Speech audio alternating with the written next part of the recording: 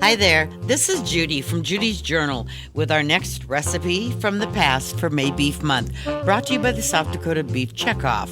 Remember 1942? In 1942, minimum wage was 30 cents an hour.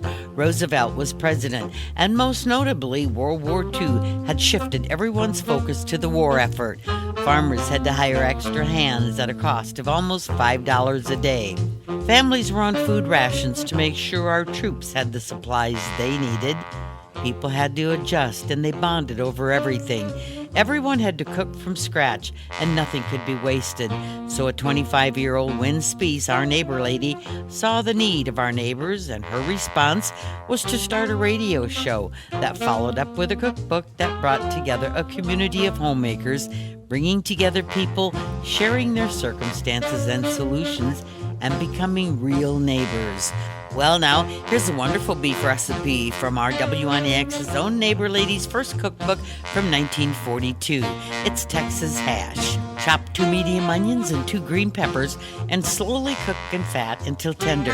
Add a pound of burger, mince and sauté.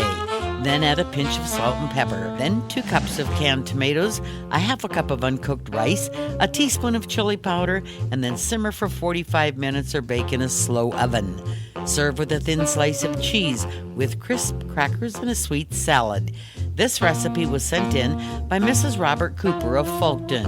And here's a Did You Know? Sent in by Mrs. Gordon Carlson of Sioux Falls. The paper wrappers around butter are excellent to keep in the fridge to use when you need to grease a cake pan or a cookie sheet. This message brought to you by the South Dakota Beef Industry Council and your Beef Checkoff.